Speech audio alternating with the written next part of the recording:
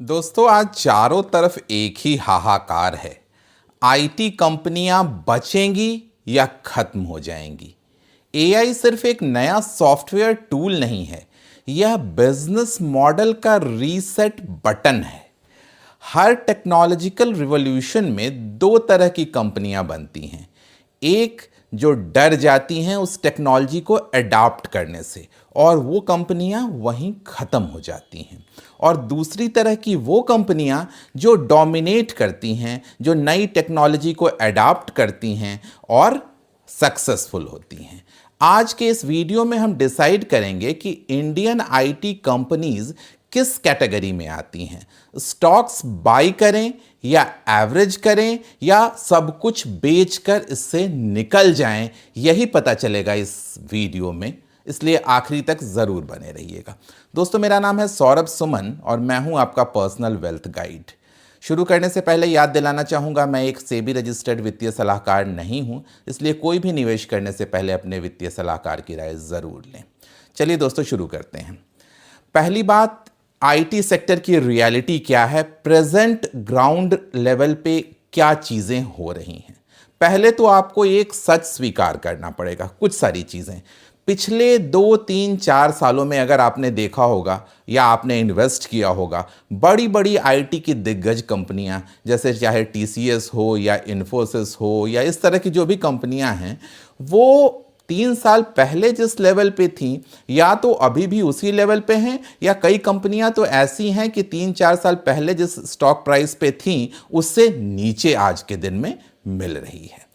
दूसरी रियलिटी ये है कि इन सभी का रेवेन्यू ग्रोथ मॉडरेट हुआ है, कम हुआ है। पहले की तरह एक्सेप्शनल रेवेन्यू ग्रोथ नहीं रहा है इन कंपनियों में। इनके डील क्लोजर्स जो हुए हैं, जो बड़े बड़े डील्स करती हैं ये कंपनियां, उसकी गति स्लो हुई है।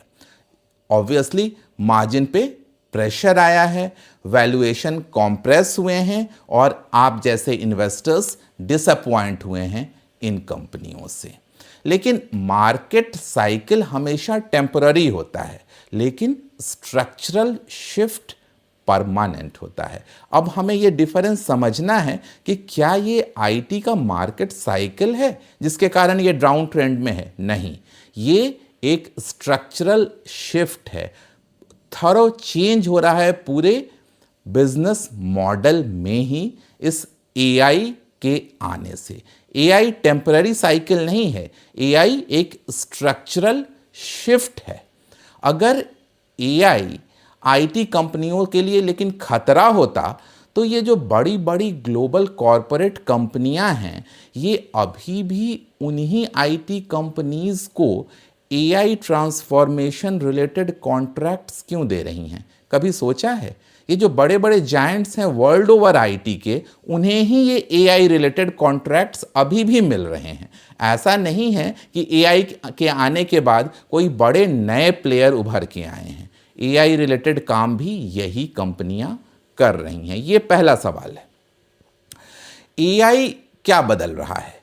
एआई बदल रहा है रिपीटेटिव कोडिंग को ऑटोमेट कर रहा है बेसिकली। मतलब जहां सिंपल कोडिंग की ज़रूरत थी, जो इंडिया में मैन पावर की हेल्प से करवाया जा रहा था, उसे ऑटोमेट कर रहा है एआई। यानी मैन पावर की स्ट्रेंथ कम होगी आईटी कंपनियों में, जो ऑलरेडी एविडेंट हैं जॉब कट्स के माध्यम से जो बड़ी बड़ी कंपनियां इंडिया में कर रही हैं।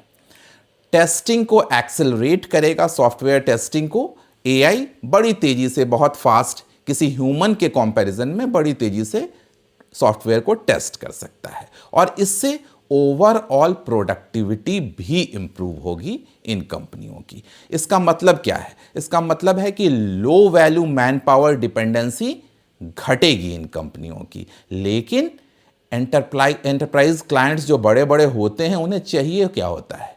उन्हें जो चाहिए होता है सिस्टम इंटीग्रेशन। मतलब जो काम वो कंपनियां कर रही हैं उसे बड़ी तेज़ी से, चाहे आईटी के माध्यम से या एआई के माध्यम से, उनको इंटीग्रेट किया जा सके, सारी चीज़ों को जो वो फंक्शन कर रही हैं।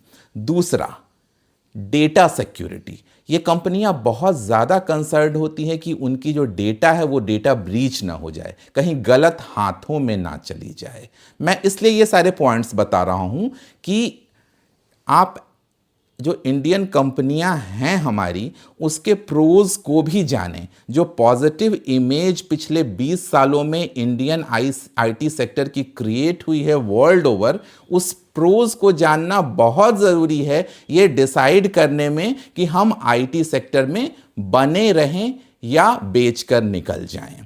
तो ये कंपनियां एक तो आईटी सेक्टर का प्रूवन, इंडियन आईटी सेक्टर का खासकर प्रूवन ट्रैक रिकॉर्ड है वर्ल्ड ओवर।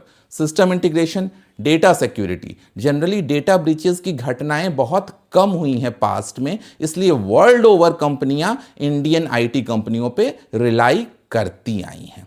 एआई गवर्नेंस का जो मामला है, इसमें भी इंडियन कंपनियों का काफ़ी स्ट्रॉन्ग रेप्यूटेशन है। रेगुलेटरी कंप्लायंसेस, इंडिया में रेगुलेटरी कंप्लायंसेस बहुत इजी हैं, खासकर आईटी सेक्टर के लिए, और यही वजह है कि वर्ल्ड ओवर सारी कंपनियां इंडिया में आउटसोर्स करती हैं अपने कामों को। इसके अलावा क्लाउड माइग्रेशन, अपने डेटा को क्लाउड में शिफ्ट करने में इंडियन कंपनियों को महारत हासिल है। ये सब स्किल जो वर्क हैं, इसमें इंडियन कंपनियां स्पेशलाइज्ड हैं। यहाँ हमारे आईटी जायंट्स की रेलेवेंस बढ़ती है। हाँ, ये ज़रूरी है कि अगले पार्ट में हम अगर आते हैं तो रेवेन्यू मॉडल जो है ये इंडियन आईटी कंपनियों का शिफ्ट होगा। पहले क्या मॉडल था? पहले मॉडल था टाइम एंड मटेरियल बिलिंग, मतलब टाइम वर्क आवर के हिसाब से पेमेंट मिलती थी इंडियन कंपनियों को जो आउटसोर्स्ड काम फॉरेन से आता था उसके लिए। लेकिन अब क्या शिफ्ट होगा? अब आउटकम बेस्ड प्राइसिंग, मतलब सीधे साधे भाषा में अगर ये कहें तो अब काम का ठेका मिलेगा इन कंपनियों को। अब डेली वेजेस पे पेमेंट नहीं होगी, आवरली बेसिस पे पेमेंट नहीं होगी। अब ओवरऑल प्रोडक्ट जो बनेगा या कॉन्ट्रैक्ट मिलेगा उसके आउटकम के बेस्ड पे प्राइसिंग निर्धारित होगी। एआई बंडल कंसल्टिंग का काम करेंगी इंडियन आईटी कंपनियां, और मैनेज्ड ट्रांसफॉर्मेशन कॉन्ट्रैक्ट्स मिलेगा, मतलब पूरा ही जो हमारा काम है उसको ट्रेडिशनल आईटी से एआई पे कैसे मूव करेंगे, इस काम को करने के लिए अभी भी हमारी जो आईटी सेक्टर की जायंट कंपनियां हैं उनका ही रोल रहेगा। इसका असर क्या होगा? रेवेन्यू ग्रोथ मॉडरेट हो सकता है फॉर द टाइम बीइंग, क्योंकि ये जब ट्रांजिशन फेज चलेगा तो रेवेन्यू उतना हाई नहीं होगा, लेकिन मार्जिन एक्सपेंशन इसमें भी पॉसिबल है। जो कट होता है इंडियन कंपनियों का, जब एक बार ये ट्रांजिशन हो जाएगा तो definitely this margin is going to expand, और लॉन्ग रन में स्टॉक प्राइस सिर्फ रेवेन्यू ग्रोथ नहीं देखता है, जैसे ही मार्जिन एक्सपैंड होती हैं तो स्टॉक प्राइस वापस रिबाउंड करता है उतनी ही तेजी से। स्टॉक तब नहीं चलता है जब सिर्फ रेवेन्यू बढ़ता है, स्टॉक प्राइस तब एक्सेलरेट करता है जब मार्जिन एक्सपैंड होती है। ध्यान रखें इस बात को, इसलिए मैं दोबारा बोल रहा हूं। तो फोकस आपका होना चाहिए प्रॉफिटेबिलिटी पे, सिर्फ करंट रेवेन्यू पे नहीं। अब एआई का रेवेन्यू कंट्रीब्यूशन क्या होगा इन कंपनियों में? अगर आज के डेट में हम देखें तो एआई डायरेक्ट रेवेन्यू का 5 से 8% जनरेट करता है इन आईटी कंपनियों में, जो ट्रेडिशनल आईटी कंपनियां इंडिया में हैं। लेकिन जैसे ही ये पाइपलाइन में जो प्रोजेक्ट्स हैं वो इम्प्लीमेंट होने लगेंगे, एआई का रोल कम से कम 20 से 30% हो जाएगा इन कंपनियों के रेवेन्यू में। मतलब ये है कि आज तो छोटा है, लेकिन कल एआई जो है इन आईटी कंपनियों के रेवेन्यू का बहुत बड़ा मल्टीप्लायर बन सकता है, अगर इन कंपनियों ने एआई एडॉप्शन को तेजी से किया, एआई रिलेटेड प्रोजेक्ट्स जो हैं उनको तेजी से इंप्लीमेंट किया। तो अगले 3 से 5 साल में 1 से 3% ऑपरेटिंग मार्जिन एक्सपेंशन होना बहुत मुश्किल नहीं है। ये कंपनियां जो जायंट्स हैं ये बड़ी आसानी से 3% का ऑपरेटिंग मार्जिन को एक्सपैंड कर सकती हैं, और यहीं पे अर्निंग पर शेयर में भी ग्रोथ होगा और शेयर की प्राइस में भी ग्रोथ होगी। ध्यान रखें, अगर ये हॉराइजन आपका क्लियर है तो आप खुद डिसाइड कर पाएंगे कि what you have to do. अगर आप फंसे हुए हैं तो आप अपने आप को फंसा हुआ महसूस करें, बेच के निकल जाएं या और खरीदें। ये सारा डिसीजन हमें, जब तक इन चीज़ों को माइन्यूट डिटेल में हम नहीं जाएंगे, हमारा परव्यू क्लियर नहीं होगा। ध्यान रखें। अब आती है बात कि क्या सारी आईटी कंपनियां इसको इतना ही एफिशिएंटली कर पाएंगी? नहीं। जब भी इस तरह का ह्यूज ट्रांजिशन होता है तो बहुत सारी कंपनियां उस सेक्टर की पूरी तरह बंद हो जाती हैं, क्योंकि वो उतनी तेजी से इस बदलते हुए चेंज को अडॉप्ट नहीं कर पाती हैं। या जैसे आईटी सेक्टर के स्पेसिफिक हम बात करें तो हाँ, फॉरेन कंपनियां जो पहले से डील कर रही हैं इंडियन जायंट कंपनियों के साथ, उनका भरोसा तो बना रहेगा, लेकिन छोटी कंपनियों पे शायद उनका भरोसा डवाडोल हो जाए। तो हो सकता है कि बहुत सारी आईटी की जो छोटी कंपनियां हैं वो बंद होने की कगार पे हो जाएं या लॉस में चली जाएं, क्योंकि वो आईटी को उतने ढंग से अडॉप्ट नहीं कर पाएंगी। लेकिन जो हमारे बड़े जायंट्स हैं, यहाँ पे मैं कुछ कंपनियों के नाम लूँगा, वो सिर्फ वो कंपनियाँ हैं जो इंडिया की टॉप आईटी कंपनियाँ हैं। कहीं से इसे स्टॉक रिकमेंडेशन ना समझें। जैसे टाटा कंसल्टेंसी सर्विसेज, टीसीएस के अगर स्ट्रॉन्ग पॉइंट की हम बात करें तो बैलेंस शीट अभी भी one of the top companies में है टीसीएस। अगर बैलेंस शीट आप देखेंगे, क्लाइंट बेस, दुनिया के टॉप जो कंपनियां हैं वो टीसीएस की क्लाइंट्स हैं।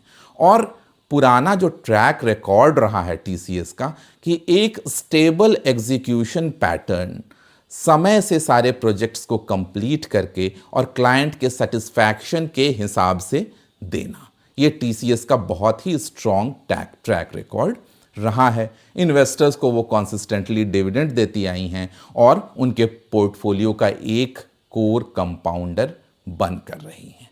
यानी एक बहुत बड़ा जायंट आईटी सेक्टर का, जिसे एआई रिलेटेड प्रोजेक्ट्स काफ़ी मिल चुके हैं और आगे भी टीसीएस कहीं से पीछे रहने की उम्मीद नहीं है। बात करते हैं इन्फोसिस, दूसरा जायंट आईटी सेक्टर का। इसका स्ट्रेंथ रहा है एआई इनिशिएटिव। शुरू से ही, जैसे ही एआई लॉन्च हुआ तब से एआई रिलेटेड प्रोजेक्ट्स ये कर रहा है। सबसे initial pioneer in AI related outsourcing work in India. Consulting heavy revenue रहा है इनका, मतलब कंसल्टेशन का काम करते हैं और एआई रिलेटेड कंसल्टिंग वर्क भी इन्हें मिलता रहा है। और इनका यूएस एक्सपोजर काफ़ी ज़्यादा है। इस वजह से वॉलेटिलिटी तो हायर रहेगी, लेकिन हायर अपसाइड प्रोबेबिलिटी भी रहेगी। अगर एआई अडॉप्ट करते हैं ये, तो इनमें रिबाउंड भी उतनी तेज़ी से ही आएगा। तीसरी जायंट आईटी कंपनी इंडिया की HCL technologies, engineering depth master HCL, stable execution, जो भी प्रोजेक्ट्स मिले हैं समय पे टाइम पे दिया गया है पूरा करके। और इनका क्लाइंट बेस डाइवर्सिफाइड है वर्ल्ड ओवर, सिर्फ यूएस तक सीमित नहीं है, और देशों के भी इनके क्लाइंट्स हैं। और इसी वजह से ये पहले भी हमारे पोर्टफोलियो का एक स्टेबिलाइज़र रहा है। अगर दूसरी आईटी कंपनियां गिरी हैं तो एचसीएल उस हद तक नहीं गिरा है। अब सवाल है कि एआई क्या आईटी सेक्टर का अंत कर देगा? नहीं, यह एक सिलेक्शन प्रोसेस है। जो चार्ल्स डार्विन का selection of the fittest theory है, वो यहाँ भी अप्लाई करने वाली है। जो कंपनियाँ सक्सेसफुली एआई को अडॉप्ट कर पाएंगी वो सक्सेसफुल होंगी। वीक फर्म्स जो होंगी वो स्ट्रगल करेंगी। स्ट्रॉन्ग फर्म्स जो होंगी वो अपना डोमिनेंस बढ़ाती जाएंगी। आपको डिसाइड करना है आप कहाँ इन्वेस्ट कर रहे हैं। जहाँ भी आप इन्वेस्ट करें या अपने इन्वेस्टमेंट में बने रहें, वहाँ एक दूसरा एस्पेक्ट भी आपको देखना है, वो है स्टॉक वैल्यूएशन का। आईटी सेक्टर का हिस्टोरिकल पीई बैंड जो है वो एवरेज 20 से 30 के बीच में रहता है हमेशा। बुल फेज जब आता है 35 तक पहुंच जाता है, और जब स्ट्रेस फेज आता है, जब आईटी सेक्टर गिरता है, तो एवरेज ये 18 से 22 के पी के मल्टीपल पे अवेलेबल हो जाता है। अब आपकी क्या स्ट्रेटजी होनी चाहिए? अगर पी 15 से 25 के बीच में अवेलेबल है, मतलब ये आईटी का करेक्शन जोन है, हिस्टोरिकल एवरेज पी के नीचे अवेलेबल है। अगर वैसी कंपनियों में जिसमें अर्निंग स्टेबिलिटी कंफर्म होती है, मतलब ये लगता है आपको कि ये कंपनियां एआई को ढंग से अडॉप्ट कर रही हैं, जिसकी वजह से इनका मार्केट शेयर बढ़ रहा है, तो अब उसमें भी एक साथ पैसा नहीं डालना है। अगर आपने कुछ इन्वेस्टमेंट करना है, ध्यान रहे ज़रूरी नहीं है कि हम पैसा आईटी से ही बनाएं। अगर आपको कहीं से भी ये डर लग रहा है या आपकी ये फीलिंग है कि आईटी सेक्टर में हमारा पैसा डूब सकता है, तो ये बात उन इन्वेस्टर्स के लिए नहीं है। ज़रूर हमारे पास बहुत सारे सेक्टर्स अवेलेबल हैं जहां हम अपना पैसा डालकर मल्टीप्लाई कर सकते हैं। ये बात जो मैं कहने जा रहा हूं ये उन इन्वेस्टर्स के लिए है जिनका रियलाइजेशन ये है कि नहीं, आईटी सेक्टर डूबेगा नहीं। मेरी जो पिछली बातें कही मैंने इस वीडियो के शुरू में, उनसे इन्फ्लुएंस होकर, तो एक पर्टिकुलर एलोकेशन आप करेंगे आईटी में कि इतना पैसा मुझे डालना है आईटी में, क्योंकि नेक्स्ट सेंचुरी बिना आईटी के, बिना एआई के चलेगी नहीं, और यही कंपनियां हैं जो एआई को लीड करेंगी। तो अगर आपने कुछ अमाउंट डालनी है आईटी सेक्टर में, तो 3 स्टेप एलोकेशन होना चाहिए। पहला, जब डीपर करेक्शन आए, काफ़ी करेक्शन आ जाए, तब आप अपने टोटल पैसे का 30% डालें, और जब आपको लगे कि नहीं सेक्टर रिवर्सल हो रहा है, तब 2 चंक करके आप 40% या जो भी रिमेनिंग अमाउंट है उसको 2 पार्ट में फर्दर आप डिप्लॉय कर सकते हैं। कंप्लीट आईटी से एग्जिट करना एक इमोशनल डिसीजन हो सकता है, कहीं भी लॉजिकल मुझे नहीं लगता है। बैलेंस्ड अप्रोच होनी चाहिए कि आईटी में टोटल पोर्टफोलियो का कम से कम 10 से 25% तक रखने की आप सोच सकते हैं, अपने रिस्क एपेटाइट को देखते हुए। बाकी पैसा डेफिनेटली आप दूसरे सेक्टर जैसे बैंकिंग, इंफ्रा, कैपिटल गुड या कंजम्पशन वगैरह में डाल सकते हैं, ताकि आपका पोर्टफोलियो बढ़ता भी रहे और आपको ये घबराहट ना हो कि मेरा पोर्टफोलियो तो आईटी की वजह से दबा हुआ रह रहा है। डाइवर्सिफिकेशन हमेशा ही सर्वाइवल स्ट्रेटजी है। यही आपको बचाएगी मार्केट के डाउन ट्रेंड से, और यही आपको बचाएगी गलत इमोशनल डिसीजन लेने से। बुल फेज में इन्वेस्टर ग्रीड से बाई करता है, लालच से बाई करता है। बियर फेज में फियर से सेल कर देता है। लेकिन स्मार्ट इन्वेस्टर फियर फेज में बिल्ड करता है अपना पोर्टफोलियो, और ग्रीड फेज में ट्रिम करता है, बेच बेच कर कैश पे बैठ जाता है। और आज यही एआई फियर क्रिएट कर रहा है पूरे मार्केट में। अपॉर्चुनिटी भी वही क्रिएट कर सकता है। यानी अगर एआई आज डर क्रिएट कर रहा है, तो कल एआई ही सबसे बड़ी अपॉर्चुनिटी भी क्रिएट कर सकता है, और हो सकता है कि तब आप पछताते रहें कि अरे मेरे पास तो इतनी बड़ी अपॉर्चुनिटी थी। फाइनल कंक्लूज़न ये है कि एआई आईटी सेक्टर का थ्रेट नहीं है। एआई प्रॉफिटेबिलिटी को रीशेप करने वाली ताकत है। प्रॉफिटेबल तो पहले भी थी ये कंपनियां, लेकिन अब दूसरे ढंग से प्रॉफिटेबल बनेंगी। हाँ, उसके लिए ज़रूरी ये है कि आपने देखना है कि आरओई सस्टेन रहे, मार्जिन स्टेबल रहे, और डील जो है पाइपलाइन में वो हेल्दी रहें। ऐसा ना कि कोई डील हो ही नहीं रही है और हम उन कंपनियों में बैठे रह जाएं। अगर ये सारी चीज़ें हैं तो लॉन्ग टर्म कंपाउंडिंग इंटैक्ट है अभी भी, लेकिन ब्लाइंड ऑप्टिमिज्म नहीं, वैल्यूएशन डिसिप्लिन और फेज्ड मैनर में एलोकेशन, फेज्ड मैनर में इन्वेस्टमेंट, और आपको अपने पोर्टफोलियो के आईटी सेक्टर को रीबैलेंस भी करने की ज़रूरत है। मतलब वैसी कंपनियों में जिनमें आपको लगता है कि वो एआई अडॉप्ट नहीं कर रही हैं, उनके पास कोई रिलेटेड प्रोजेक्ट्स नहीं आ रहे हैं, तो उन कंपनियों से पैसा निकाल कर उन कंपनियों की ओर शिफ्ट कर जाएं जो फ्यूचर में पॉसिबिलिटी है कि एआई जायंट बनकर भी उभरें हमारी कंट्री से। हेडलाइन शॉर्ट टर्म में नॉइज क्रिएट करता है, पर प्रॉफिटेबिलिटी लॉन्ग टर्म में वेल्थ बनाती है। दोस्तों, उम्मीद है ये वीडियो ने कुछ क्लैरिटी लाई होगी आपकी नज़रों में आईटी सेक्टर के बारे में, और आपका क्या ओपिनियन है ये ज़रूर कमेंट बॉक्स में लिख कर बताना। जल्दी ही मिलते हैं ऐसे ही किसी नए वीडियो के साथ। तब तक सौरभ सुमन साइनिंग ऑफ।